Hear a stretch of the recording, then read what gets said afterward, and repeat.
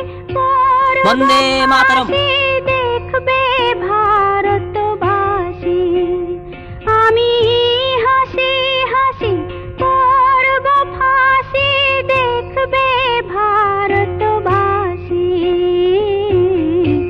একবার বিদায় দে মা ঘুরে আসি।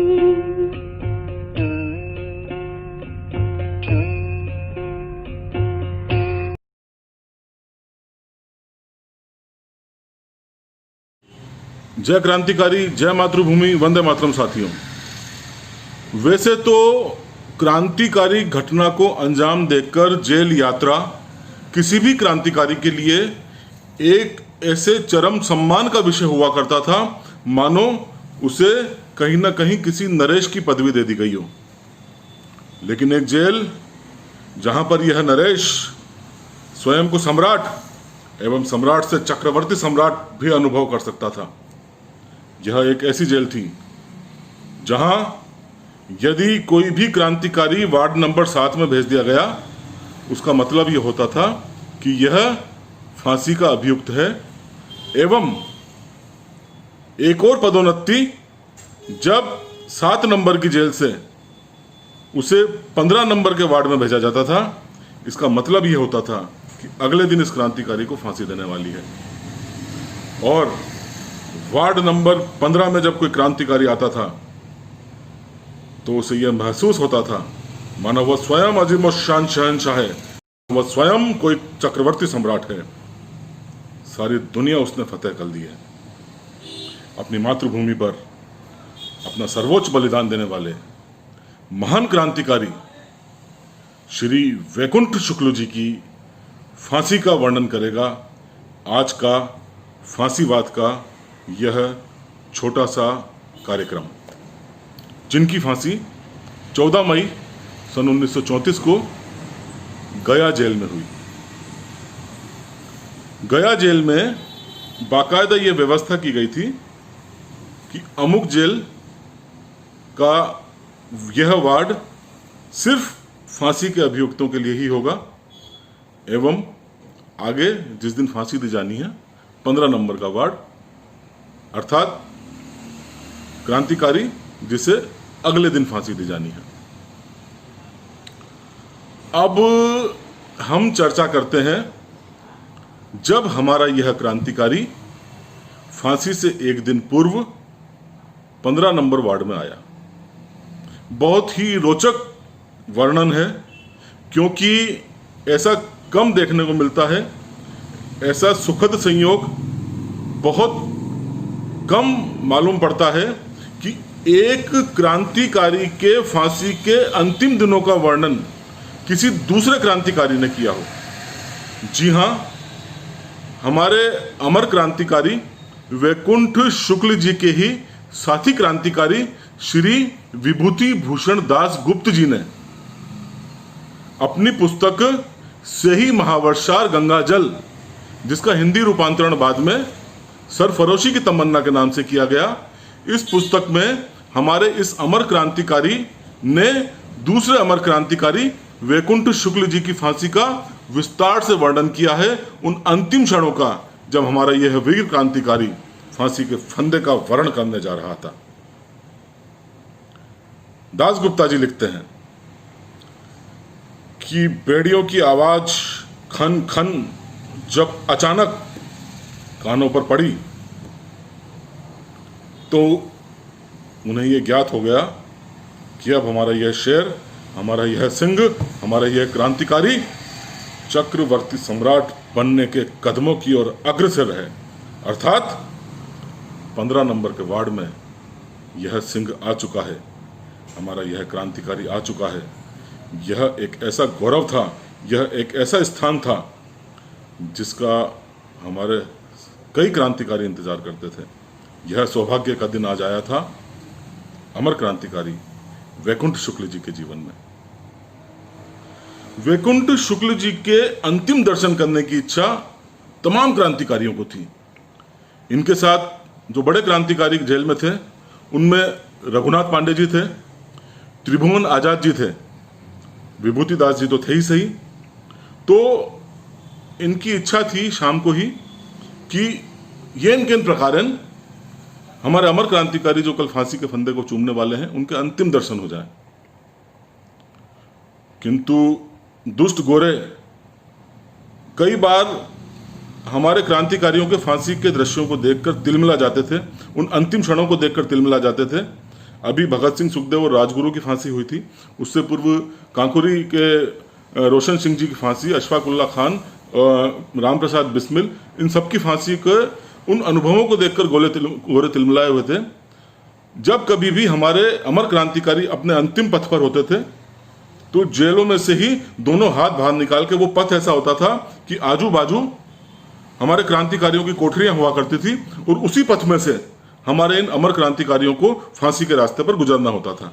तो अमूमन हमारे ये जो बाकी साथी क्रांतिकारी होते थे जो अकाल कोठरी में होते थे, दोनों हाथ बाहर निकालकर भारत माता की जय, अमर शहीद अमर शहीद अमर रहे, जो भी फांसी के फंदे पर क्रांतिकारी जा रहा होता था उनका जय घोष लगाते थे। तो शाम को ही हमारे इन क्रांतिकारी, इनकी इच्छा थी कि वैकुंठ शुक्ल जी के अंतिम दर्शन किए जाए, लेकिन जब शाम को मुख्य जमादार आता है तो वह यह कहता है इन तमाम क्रांतिकारियों से कि आज आपको समय से पहले ही अपनी जेलों में बंद कर दिया जाएगा, अर्थात ये तमाम क्रांतिकारी अंतिम दर्शन नहीं कर पाएंगे। लेकिन ऐसा कैसे हो सकता है? सिंह यदि आपस में एक दूसरे को नहीं देखें तो क्या, आपस में दहाड़ मारकर, सिंह गर्जना कर कर एक दूसरे साथ संपर्क तो स्थापित कर ही सकते हैं। तो हमारा यह चक्रवर्ती सम्राट वैकुंठ शुक्ल 15 नंबर के वार्ड में आते हैं। वैकुंठ शुक्ल जी को पता है आजू बाजू की कोठरियों में हमारे और क्रांतिकारी हैं। जोर से चिल्ला के बोलते हैं, विभूति दा मैं आ गया। विभूति दा जोर से बोलते हैं, वंदे मातरम।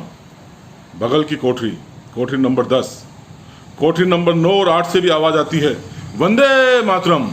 रघुनाथ पांडे जी एवं त्रिभुवन आजाद जी की आवाज।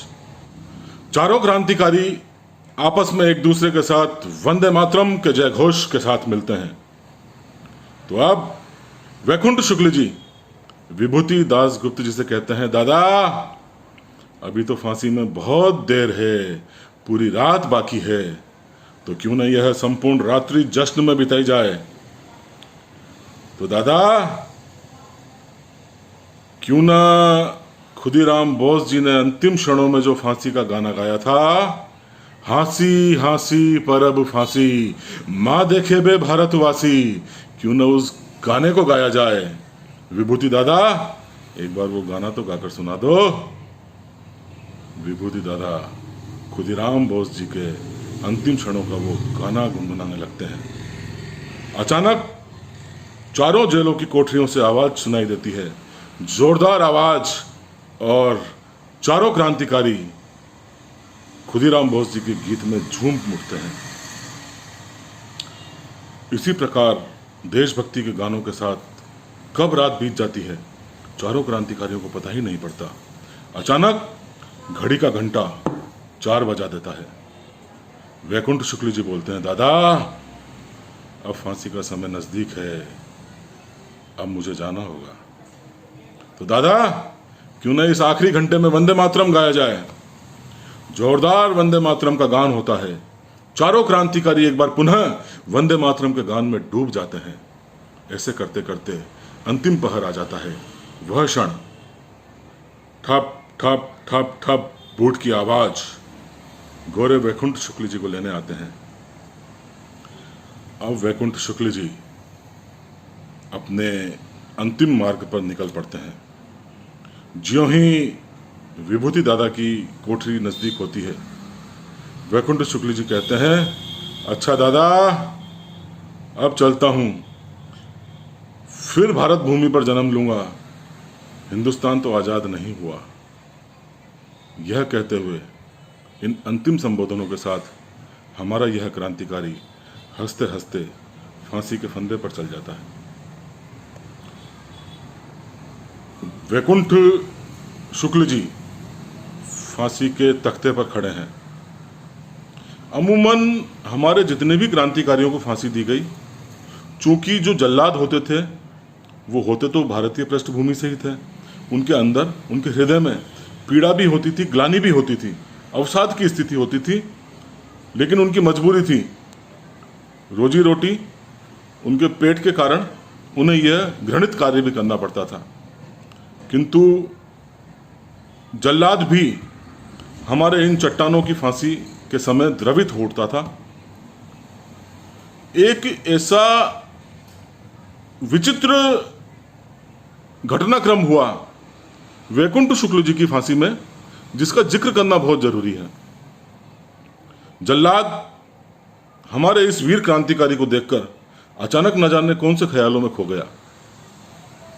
मिस्टर परेरा, जो जेल अधीक्षक थे, वो बार बार अपना रुमाल हिला रहे थे।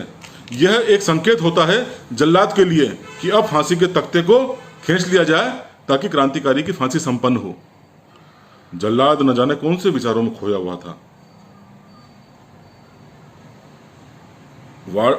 जेल अधीक्षक परेरा बार बार रुमाल हिला रहे थे, संकेत दे रहे थे कि अब फांसी हो जानी चाहिए। इतने में एक जोरदार चिल्लाने की आवाज आई, जल्लाद, देर क्यों कर रहे हो? हमारे क्रांतिकारी वैकुंठ शुक्ल जी क्रोध में आकर जल्लाद को कहते हैं, किस बात की देर है? हमारा क्रांतिकारी फांसी के लिए इतना ललायित था, इतना ज्यादा उत्सुक था, इतना ज्यादा बेसब्री से इंतजार था फांसी का, कि ये कुछ क्षण भी हमारे इस क्रांतिकारी को ऐसे लग रहे थे मानो ये व्यवधान हो, क्यों मेरी फांसी में विलंब किया जा रहा है। अचानक जल्लाद पुनः ख्यालों से बाहर निकलता है एवं फांसी के फंदे को झटक देता है, एवं हमारा ये क्रांतिकारी वैकुंठ शुक्ल हंसते हंसते पर फांसी के फंदे पर झूम रहा होता है। फांसी की एक ऐसी ही घटना को मातृभूमि सेवा संस्था एवं मातृभूमि सेवा संस्था का यह अदना सा सिपाही प्रशांत टेलियानी नमन करता है, वंदन करता है। जय मातृभूमि, जय क्रांतिकारी, वंदे मातरम साथियों।